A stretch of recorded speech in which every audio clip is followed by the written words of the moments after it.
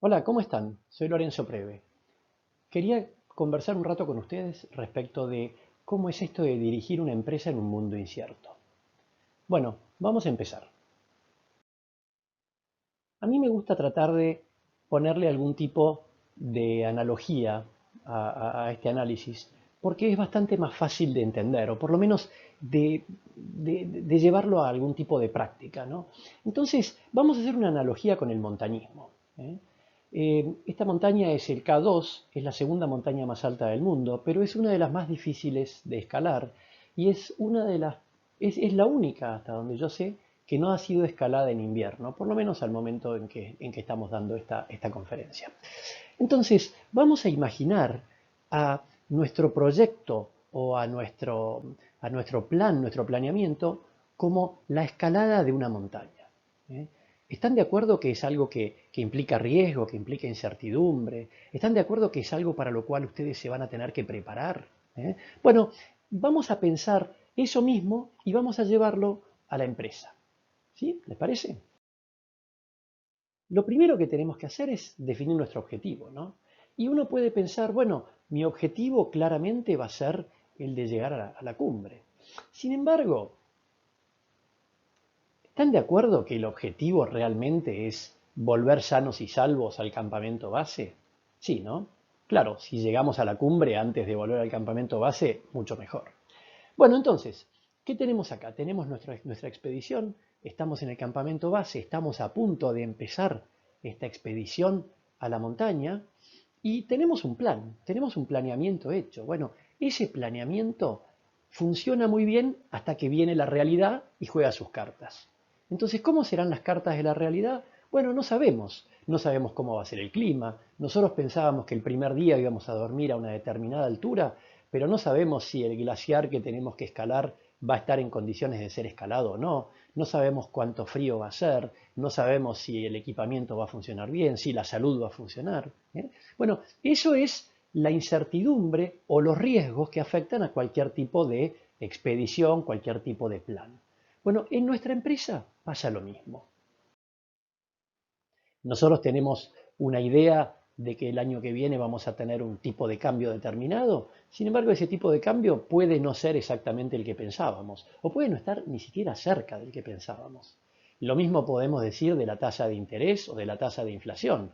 Tenemos valores que esperamos, pero después no es necesariamente cierto que se vayan a cumplir, o el grado de liquidez que tenga el mercado, por ejemplo. ¿Sí? También podemos estar pensando que nuestros empleados van a seguir trabajando con nosotros. Sin embargo, sabemos que hay una rotación de empleados. ¿Eh? Gestionar los talentos es un riesgo, ¿no? Retener el talento, ser capaces de convencer al talento para que siga trabajando con nosotros. ¿Somos conscientes de este riesgo en cada momento en que planeamos nuestro negocio? ¿Somos conscientes que cuando una persona se va de la compañía con ella perdemos ciertas capacidades que no quedan cuando la persona se fue? ¿Somos conscientes de esto y planificamos esta gestión del conocimiento? O eventos de compliance, alguien que hace algo que es ilegal o alguien que simplemente pone en las redes sociales un comentario que no es adecuado. O el famoso riesgo de ciberseguridad. Hoy los ciberataques, la verdad que están a la orden del día. ¿Mm? O cualquier tipo de accidente. ¿Eh? Hay varios tipos, pueden ser este tipo de accidentes, pueden ser incendios, accidentes creados por factores exógenos, como por ejemplo caídas de puentes o fallas de la infraestructura de un país o de una zona, o un virus que afecta a la humanidad de una manera que la verdad que no se nos había ocurrido que podía ocurrir. ¿Eh? O sea, todos estos son riesgos que tenemos en nuestra organización. Factores climáticos, ya sea este tipo, este tipo, este tipo, este tipo, todo tipo de factores climáticos que pueden afectarnos de alguna manera. También tenemos riesgos más de tipo político, ¿eh? Riesgos de clima social, clima sindical. Tuvimos ejemplos cercanos, recientes, bastante interesantes y bastante importantes como para no tenerlos en cuenta ni presentes, ¿no? También hay otro tipo de riesgo político. ¿Eh? ¿Quién se iba a imaginar que se iba a fracturar la Unión Europea por Inglaterra? ¿Eh? ¿Quién se iba a imaginar eso? o presidentes que hacen cosas que por ahí nos llaman la atención y que nos afectan de una o de otra manera. También tenemos ejemplos propios, ¿sí? Y la verdad es que si lo piensan, también está ocurriendo que el mundo está cambiando a una velocidad bastante sorprendente. Tenemos un porcentaje de la población que es jubilada. Un porcentaje creciente de la población hoy está jubilada. Y eso genera enormes diferencias en patrones de consumo, en patrones de inversión, en necesidades básicas que tienen que satisfacer, en cómo tironean del sistema de salud de un país, etcétera, etcétera, etcétera. Tenemos pirámides poblacionales que cambian de una forma piramidal a una forma que no sabemos muy bien cómo definirla. Tenemos continentes que se agrandan y continentes que se achican, al menos en lo que respecta a la población. Tenemos una migración muy fuerte hacia las ciudades, con un montón de grandes desafíos y grandes oportunidades y grandes riesgos y problemas de tanta gente metida en los centros urbanos. Tenemos las nuevas generaciones que están entrando al mercado laboral con una dificultad bastante evidente en amalgamarse con las generaciones anteriores. Tenemos nuevas tecnologías de todo tipo. Si lo miran, hay todo tipo de nuevas tecnologías. Todo esto junto, todo esto que estuvimos viendo, genera un mundo cambiante. Genera un mundo donde los anteriores grandes líderes y los anteriores grandes ganadores hoy desaparecen o están resquebrajándose. Y donde tenemos un 52% de las empresas del índice Fortune 500 que desapareció entre el 2000 y el 2014, según un estudio que hizo Ray Wang de la Universidad de Wharton. Fíjense que es muy fuerte. La mitad de las empresas grandes desapareció del índice. Y las que están entrando son empresas que tienen modelos de negocios completamente distintos, que hasta nos cuesta entenderlos de alguna manera. Si lo piensan, es bastante interesante el proceso que estamos viviendo en estos años. Ahora, nosotros estamos en esta expedición, estamos empezando esta expedición a nuestros próximos 5 años de empresa o a nuestro K2, a nuestra montaña. La pregunta que nos hacemos es, ¿llegaremos a la cumbre y volveremos al campamento base sanos y salvos? ¿Alcanzaremos ese objetivo? Y lo que hay en el medio son los riesgos y la incertidumbre. Los riesgos y la incertidumbre que nos van a afectar en la empresa de alguna manera. ¿Cómo nos van a afectar? Fíjense, es interesante porque uno por ahí no tiene conceptualizado cómo impactan los riesgos en la organización, pero piénsenlo, impactan en el flujo de fondos y en el valor. En eso estamos todos de acuerdo, ¿cierto? Por ejemplo, BP, después de su desastre en el Golfo de México, tuvo unos 30.000 millones de dólares de impacto en su flujo de fondos y el valor de la empresa cayó aproximadamente a la mitad, según el valor de la acción antes del evento y a fin de ese año. O sea que impacta en el flujo y en el valor de la empresa, estamos totalmente de acuerdo. Sin embargo, es claro que también impactan en la reputación, impactan en la capacidad operativa. Ahora que estamos en época de coronavirus, uno de los grandes problemas de las compañías frente a este impacto es cómo hago para ser capaz de seguir operando. Impactan en el medio ambiente, impactan en la moral de los empleados. En fin, el impacto es global. Ahora ustedes estarán pensando, bueno, pero ¿qué me preocupa tanto? ¿Por qué estoy tan preocupado por esto? Si al final del día todo se puede resumir en un flujo de fondos y en una caída de valor de la empresa. Tienen razón. Sin embargo, ¿saben qué? Cuando nosotros estamos pensando la herramienta de mitigación que vamos a usar, no es lo mismo mitigar un impacto en el flujo de fondos que un impacto en la reputación o en la capacidad operativa. Eso lo tenemos que trabajar de alguna manera diferente. Por eso es tan importante entender a dónde va a ser el impacto del riesgo en mi organización. Ahora, ¿cómo nos preparamos para nuestra expedición? Supongamos que tenemos que hacer una expedición. Vamos a suponer que vamos a escalar algo más fácil. No hace falta pensar en una cosa tan extrema como que vamos a ir a la montaña más difícil del mundo. Vamos a pensar que vamos a escalar el Lanín, el volcán Lanín en Junín de los Andes.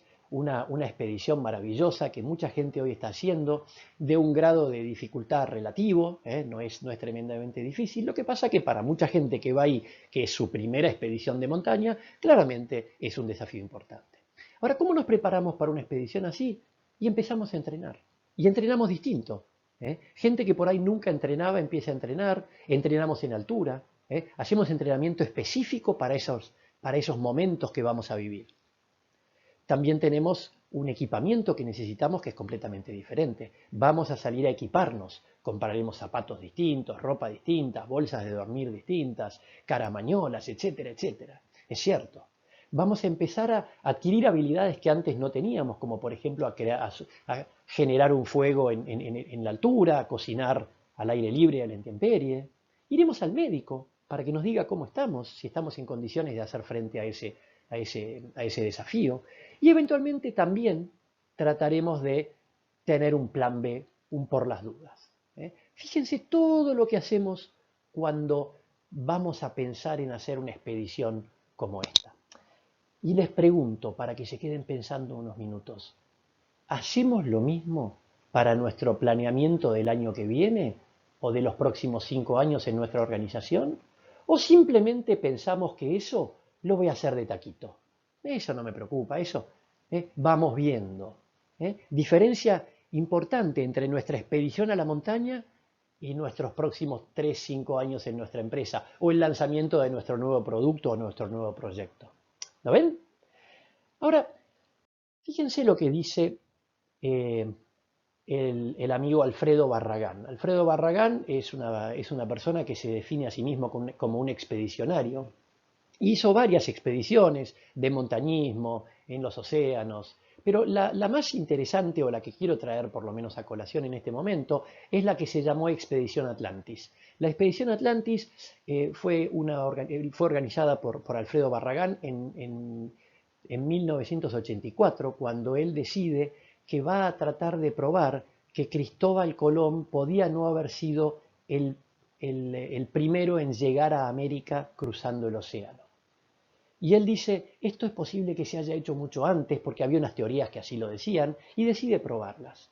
¿Qué hace? Construye una balsa con tecnología de la época y se lanza al mar en Europa y se viene navegando arrastrado simplemente por el viento y por las corrientes en una balsa que se llamaba Atlantis, y bueno, y finalmente logra su cometido y llega a América.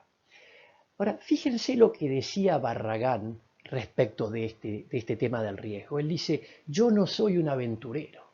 Él dice ser un expedicionario. Y él marca una diferencia profunda. Él dice, el aventurero va al mar sin saber lo que va a pasar. El expedicionario sale al mar cuando ya sabe lo que va a pasar. Fíjense qué diferencia fuerte, ¿no? Parecería que si vamos a escalar el Lanín, somos expedicionarios, pero para nuestros próximos 5 años en la empresa o nuestro proyecto de expansión o para nuestra nueva planta, más bien somos aventureros. Y a mí me parece que esta es una muy buena definición que nos trae Barragán para entender un poco el concepto de riesgo. Acá hay otro caso interesante. Este señor que ven en la foto se llama Facundo Arana. Facundo Arana es actor, cantante, y hace unos años decidió ir al Everest para hacer una campaña a favor de la donación de sangre. Y cuando lo intentó, tuvo serios problemas, tuvo problemas físicos y tuvo que bajar, lo tuvieron que bajar, estuvo al borde de la muerte. Sin embargo, en 2016 decidió intentarlo de vuelta. Y yo estaba un día escuchando radio en el auto y escucho una entrevista que le hacen y entonces el periodista le decía, pero Facundo, ¿vas a ir de vuelta? Y él le decía, sí, voy a ir de vuelta porque esta vez va a ser distinto. Esta vez me preparé completamente distinto. Contraté un equipo de expertos, hicimos un análisis de todos los riesgos que tiene este proyecto y para cada uno de esos riesgos tenemos un plan de acción.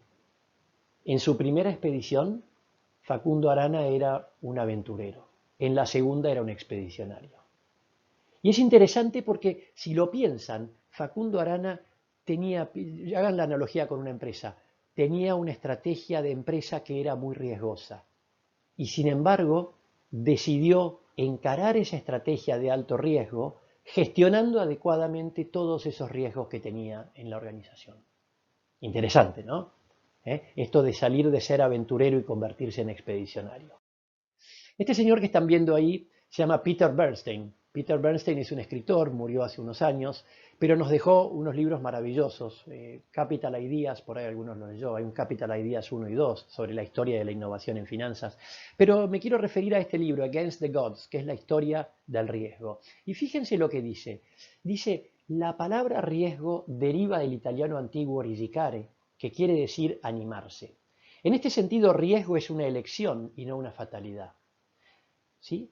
Y después va más allá y habla de que las acciones que nos animamos a tomar dependen de cuánto riesgo estamos decididos a asumir. O sea, de alguna manera nuestras decisiones nos marcan los riesgos que vamos a tener. Y fíjese que Peter Bernstein acá nos está hablando de vuelta de un expedicionario.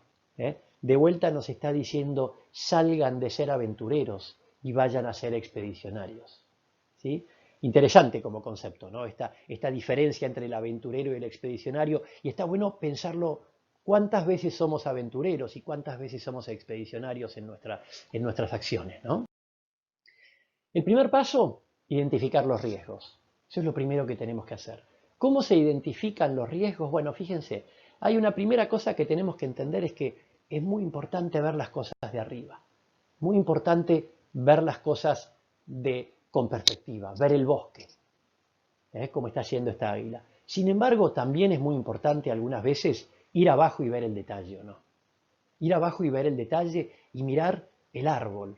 No quedarnos solo con el bosque, sino mirar el árbol también.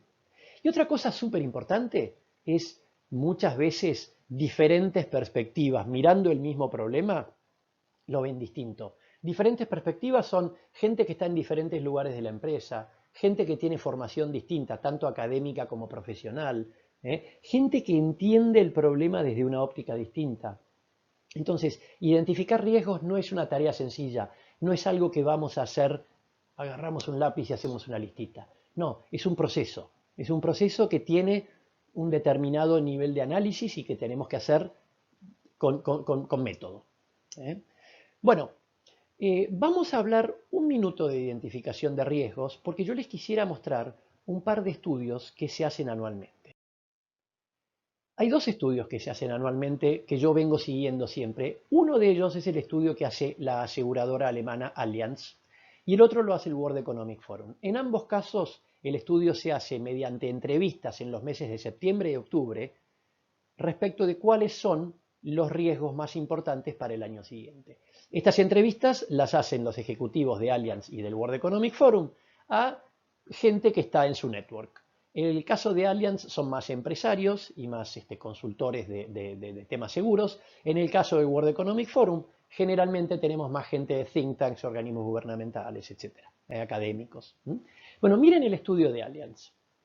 Acá tenemos, este es el Allianz Risk Barometer, esto está online, y si empiezan a mirarlo, van a ver, si lo leen, van a ver que tenemos ciberincidentes, interrupción de negocio por generalmente cuestiones de supply chain, tenemos cambios en la legislación y en la regulación, fíjense, voy leyendo de arriba para abajo los primeros 20, catástrofes naturales, desarrollos de mercado, fuegos y explosiones, cambios climáticos, pérdida de reputación y valor de marca, cambios tecnológicos que impacten en la manera en la que trabajamos, cambios macroeconómicos, tenemos riesgos políticos y violencia.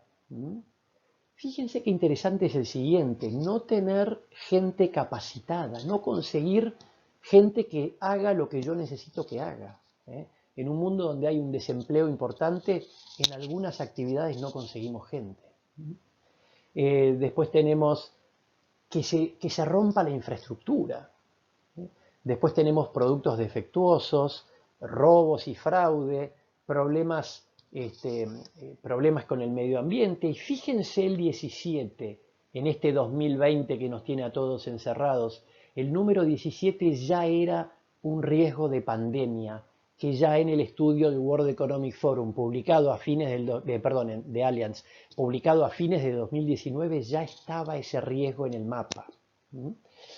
Vamos ahora al estudio que propone el World Economic Forum. World Economic Forum lo propone un poco distinto, habla de probabilidad e impacto. Y fíjense que tenemos en probabilidad Los primeros 5, fíjense que son temas climáticos, otro tema climático, desastres naturales, pérdida de biodiversidad, que el hombre haga macanas medioambientales. Después vienen 2 de datos y de cyber, robo de data y ciberataques. Fíjense qué interesante el 8, crisis de agua. La crisis de agua que para algunos es absolutamente sorprendente, para otros es completamente normal. Incluso dentro de la misma provincia de Buenos Aires hay ciudades que tienen problemas de agua, ciudades que no.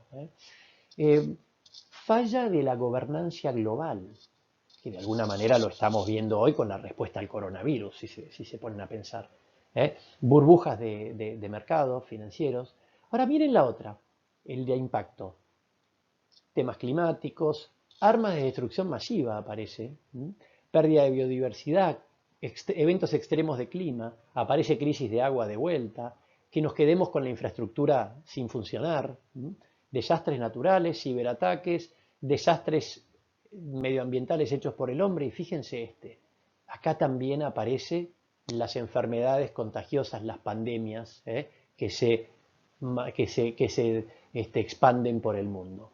O sea que tanto el World Economic Forum como el estudio de Allianz nos pusieron frente a esta realidad a fines del año 2019. Es llamativo, sin embargo, que tan pocas compañías hayan estado preparadas para esto. Es bastante interesante si lo piensan. Y acá les voy a mostrar un estudio más que es coyuntural de este año, porque normalmente yo no lo sigo. Pero fíjense, este es un estudio que se llama A World at Risk. Y este estudio lo hace un grupo que se llama Global Preparedness Monitoring Board, que está ahí en la tapa. Y fíjense que está publicado en septiembre de 2019. Este es un estudio donde tenemos agradecimiento en la primera página a la Organización Mundial de la Salud y al Banco Mundial. O sea, no es un estudio que haya hecho un grupo de estudiantes universitarios y que no tenga ninguna difusión, sino que son estudios hechos con organizaciones no gubernamentales importantes. Donde en una de las primeras páginas, y de hecho la página este es el único contenido de la página que les estoy mostrando, lo demás es una foto, dice: el mundo está en riesgo. Hay un riesgo agudo de una pandemia regional o global devastadora, tanto en lo económico como en lo social y en la salud. Fíjense que esto estaba escrito. Y en la página 27 tenemos preparándonos para lo peor, y el preparándonos para lo peor básicamente describe el coronavirus. Sin embargo, nosotros no estuvimos, y acá esto no es un estudio que le puedo pedir a una empresa o a una pyme que se haya puesto a estudiar, pero sí se lo puedo pedir a la OMS mínimamente y a los gobiernos, a los ministerios de salud de los gobiernos. Así que nada, me parece que es interesante la poca importancia que se le da a las señales que estaban dando vuelta por ahí. Una vez que identificamos los riesgos, siguiente paso es definirlos. ¿Por qué quiero definir los riesgos? ¿Y por qué es fundamental definir los riesgos? Yo digo ciberataque y otra persona dice ciberataque. Podemos estar hablando de dos cosas completamente distintas. Él está pensando que nos bloqueen los servidores y no nos permitan operar, y yo puedo estar pensando que nos roben los datos de nuestros clientes. Son dos ciberataques completamente distintos, riesgos distintos con mitigaciones distintas, etc. ¿Sí? Entonces, definir los riesgos. Segunda cosa importante, medirlos. ¿Cómo se mide un riesgo? ¿Hay información pasada? Generalmente sí, muchas veces no. Entonces, ¿sirve la información pasada o no sirve? A veces sirve, a veces no sirve. Un par de ejemplos. El primer tsunami, ese famoso que hubo, que se hizo la película, etc. Uno podría decir, bueno, no había ocurrido nunca un tsunami. Sí había ocurrido tsunamis, seguramente muchísimos a lo largo de la historia de la humanidad. Que tuviéramos nosotros los datos disponibles ya es otra cosa. Pero habían ocurrido, pero por ahí nosotros no teníamos los datos capturados. Por ahí la longitud de las series necesarias es algo que nosotros no podemos tener. La otra es si los datos pasados nos sirven. Tenemos un campo donde vamos a sembrar soja y en ese campo tenemos un pluviómetro que nos dice cuánto llovió en los últimos 20 años. Perfecto, tenemos una lectura del pluviómetro, tenemos una serie de datos. Fantástico. La pregunta es, el año que viene es niño. Si el año que viene es niño, ¿la serie del pluviómetro me sirve? Y más o menos, a menos que yo pueda identificar en esos 20 años cómo se comportaron los años niños. Entonces ahí tengo datos un poco más certeros. Ni les cuento si tenemos diferentes grados de niño o diferentes grados de niña, porque hay varios estudios, etc. Pero ¿se entiende el concepto? La otra cosa en la medición de los riesgos es que es bueno medirlos en probabilidad e impacto. ¿eh? Esto que están viendo ahí se llama mapa de calor. El mapa de calor pone en ese plano cartesiano los riesgos, cada puntito es un riesgo, y lo pone en términos de probabilidad y en términos de impacto. Van a ver que en los ejes no pongo lo mismo. El eje de probabilidad va de 0 a 1 y el eje de impacto va de 1 a 100. ¿Por qué? Porque no me da lo mismo un evento de mucha probabilidad y bajo impacto que un evento de baja probabilidad y de mucho impacto. El coronavirus, baja probabilidad, alto impacto, es mucho más grave que se te rompan las copas en el restaurante cuando las lavas. Alta probabilidad, bajo impacto. ¿Se ve la diferencia? Entonces hay que trabajar un poco bien los ejes. Pero bueno, tanto para probabilidad como para impacto tenemos que ser capaces de medir. Usando datos del pasado, sí cuando podemos, usando datos y estimaciones del futuro, también cuando se puede, y trabajando un modelo de generación de medición adecuada de los riesgos. Un punto fundamental para trabajar la gestión de los riesgos es entender por qué ocurren. El riesgo era que se caiga la tasa. Bien, la tasa no cae porque sí. La tasa cae solamente porque algo la va a hacer caer. Ese algo se llama determinante del riesgo. La tasa cae porque los chicos juegan al fútbol en el mismo lugar donde está la tasa apoyada sobre la mesa. La tasa cae porque alguien le pega con un bolso. La tasa cae porque alguien deliberadamente la quiere tirar por la razón que sea. Pero la tasa no cae sola. Entonces, lo que tenemos que hacer es, cada vez que tenemos un riesgo identificado, tenemos que identificar los determinantes de ese riesgo. Y después lo que vamos a hacer, mediante una metodología de seguimiento de los determinantes de los riesgos, en realidad vamos a seguir los KPIs de esos determinantes. Mediante ese seguimiento estructural y sistemático, vamos a saber cuándo esos riesgos tienen una mayor probabilidad de ocurrencia y cuándo todavía estamos tranquilos de que no hay mayor probabilidad de que ocurra algo. Y de esa manera vamos a gestionar los riesgos de una manera profesional. Y cuando digo los riesgos, también digo las oportunidades, porque acuérdense que riesgo puede ser algo peor que lo esperado o algo mejor que lo esperado. ¿Sí? Y después viene la mitigación de los riesgos. ¿Qué es mitigar un riesgo? Miren, básicamente, ¿se acuerdan el mapa de calor? Cada uno de esos puntitos era un riesgo. Bueno, mitigar un riesgo es bajar el impacto, bajar la probabilidad de ocurrencia o bajar ambos. Eso es mitigar un riesgo. ¿Con qué vamos a hacer eso? ¿Cómo lo vamos a hacer? ¿Qué herramientas tenemos?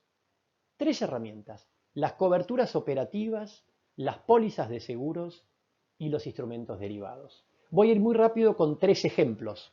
Una cobertura operativa es una decisión que hace que la compañía mitigue el riesgo, ya sea bajando probabilidad o bajando impacto. Acá ejemplos hay infinitos, desde cambiar los materiales del sistema eléctrico hasta poner puertas cortafuegos, hasta capacitación de los empleados, las que se les ocurran. Les voy a dar dos ejemplos medios, uno actual. Corea del Sur estaba preparada para el coronavirus. Probablemente estuviera siguiendo algunos de esos estudios que les mostré antes. Estaba preparada, en el mes de diciembre hizo un simulacro de cómo se iba a comportar cómo se iban a comportar las autoridades del país en caso de que una familia volviera infectada por un virus respiratorio de un viaje a China. Y de hecho no se nos tiene que escapar que Corea fue uno de los países que salió más rápido, con menos muertes y con menos problemas económicos de esta pandemia. O sea que ahí tenemos un primer ejemplo de una cobertura operativa. Otro ejemplo de cobertura operativa, que es uno de mis favoritos, es el caso de Bacardí. Ustedes saben, Bacardí, compañía líder mundial del mercado del ron, es una compañía que fue fundada en 1862, por don Facundo Bacardí en la ciudad de Santiago de Cuba. Sin embargo, el 14 de octubre de 1960, Bacardí fue expropiada por Fidel Castro. Y en esa expropiación, lo interesante es que Bacardí, a pesar de haber sido expropiada por el gobierno cubano, pocos años después seguía siendo líder mundial del mercado de ron. ¿Y qué fue lo que pasó? Bueno, el cuento es interesante, hay un libro que lo describe. Pepín Bosch era el CEO de la compañía y había tomado tres decisiones que iban a salvar a la empresa. Él estaba muy preocupado por el riesgo de expropiación, no por parte de Fidel Castro, sino por parte de Batista, el presidente de Cuba anterior. Y él tomó tres decisiones. La primera fue, puso una planta de producción fuera de Cuba. El segundo fue, puso una sociedad con exactamente la misma estructura de acciones que Bacardí Cuba, pero en Estados Unidos. Y esa sociedad iba a atender todos los mercados fuera de Cuba. Y la tercera decisión importantísima fue, las marcas eran de la sociedad americana. Por lo tanto, cuando le expropiaron la compañía, simplemente se subió a un avión con su gente, se fue y siguió manejando la compañía desde afuera. O sea, identificó aquellos activos más importantes y los puso a salvaguarda de una expropiación. No trabajó sobre la posibilidad de, de que le expropiaran la empresa, trabajó sobre el impacto. ¿Se ve? Pólizas de seguros. El ejemplo más actual de todos es el ejemplo de Wimbledon, el torneo de tenis que se suspendió por causa del coronavirus y lograron cobrar una póliza de seguros porque estaban asegurados contra suspensión. Es una póliza clásica que se llama Business Interruption y esa póliza fue cobrada por el torneo de Wimbledon. Y el tercer ejemplo son los instrumentos derivados. Un derivado es un instrumento financiero que permite que le traslademos un riesgo que no queremos asumir al mercado financiero. ¿Sí? Ese es un poco un ejemplo, por lo menos, de coberturas operativas, de pólizas de seguros y de instrumentos derivados. Bueno, acá tenemos un poco los pasos resumiéndolos. Identificación de los riesgos, definición y medición de los riesgos, encontrar los determinantes, identificar los mitigantes y generar un set de políticas de gestión de riesgo. ¿Sí? Ese es un poco el plan de ruta que tenemos. Al final lo que vamos a tener es un mapa de riesgo que tiene una forma medio parecido a esto. Simplemente es un lugar donde vamos a poner una cantidad de información respecto de cada riesgo, quién lo maneja, cuáles son sus determinantes, sus mitigantes, su definición, etc. Y después vamos a tener el famoso mapa de calor, donde vamos a medir esos riesgos y ponerlos de alguna manera en algo que nos indique a dónde tenemos que estar más preocupados. Claramente los riesgos que van a estar más alejados del origen, o sea, más al noreste, son los que nos van a preocupar más y los riesgos más en la zona verde, o sea, más al sudoeste, son los que nos van a preocupar menos. Bueno, para ir terminando, me gustaría dejarlos acá con este comité de riesgo trabajando y con algunas ideas. A ver, piensen en esto. Sin riesgo no hay empresa. Y una definición de empresa que a mí me gusta mucho es una entidad que genera valor para sus stakeholders a partir de su capacidad de asumir riesgos. No hay una empresa que exista y que no asuma ningún riesgo. No porque lo gestionen mal, porque la esencia misma de una empresa es ser capaz de generar valor a partir de la capacidad de asumir riesgos. ¿Sí? Segundo concepto que me parece importante es los negocios tienen sus riesgos asociados. Viene Facundo Arana, me dice, me voy a ir al Everest. ¿Es una estrategia arriesgada? Claramente sí, pero eso no quiere decir que no la tengamos que hacer. Vimos que África se está convirtiendo en el 25% de la población mundial. Entonces, ¿es riesgoso llevar nuestro negocio a África? Seguramente sí. Ahora, ¿por eso no vamos a ir a África? Para pensarlo, ¿no? La gestión de riesgo es tarea de todos. No hay un señor que es el risk manager y que dice, no, mi función es que ustedes no tomen riesgos. Y los de los negocios le dicen, mi función es hacer negocios. No, acá estamos hablando de gestionar los negocios con sus riesgos asociados, con sus riesgos a la baja y con sus riesgos al alza, con sus riesgos y oportunidades. La otra cosa muy importante es importantísimo crear una cultura de gestión basada en riesgos y oportunidades. Acá todas las personas que operan en esta organización tienen que estar concientizados de que acá los riesgos y las oportunidades son importantes para la empresa y son tarea de todos. ¿Sí?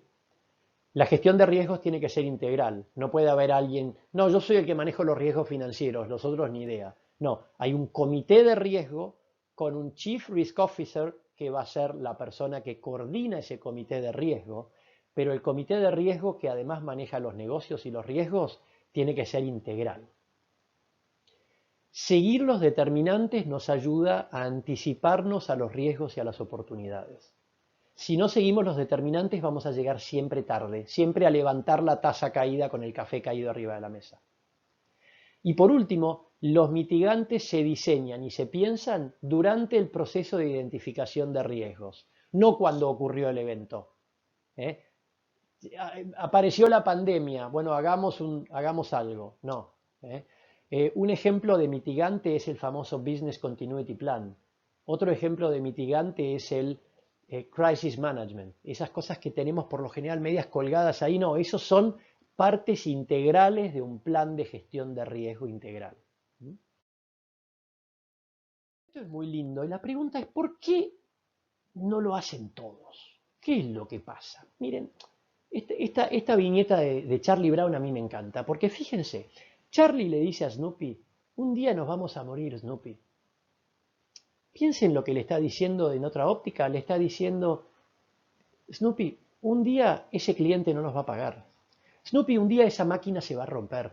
Un día ese puente se va a caer. Un día esa oportunidad de negocio va a explotar. Va a ser una enorme oportunidad, no nos podemos quedar afuera. Un día ese continente se va a despertar y va a empezar a consumir. ¿Eh? ¿Y qué le dice Charlie? Cierto, Charlie, pero todos los otros días no. Snoopy, perdón, ¿qué le dice Snoopy? Snoopy le dice, cierto, Charlie, pero todos los otros días no.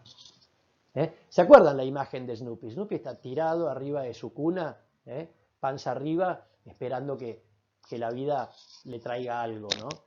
Entonces, claro, tenemos todos un Charlie y un Snoopy en cada uno de los hombros, y la verdad que Snoopy tiene mejor marketing, ¿o no?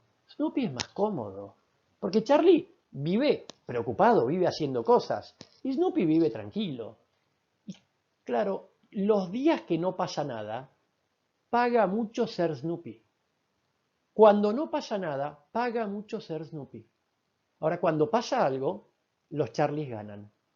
Entonces, mi reflexión final acá es, deberíamos escuchar un poco más al Charlie que tenemos en uno de nuestros hombros, y a veces deberíamos decirle a Snoopy que se calle y que se ponga a trabajar. ¿Eh?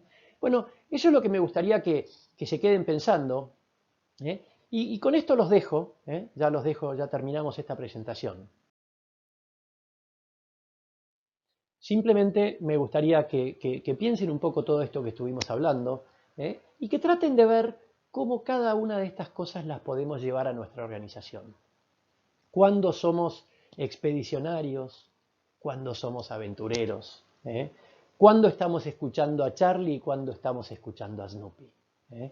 Debe haber un Team Charlie y un Team Snoopy en la organización, ¿no? Bueno, pensar un poco en eso. Bueno, muchas gracias y seguimos. Gracias.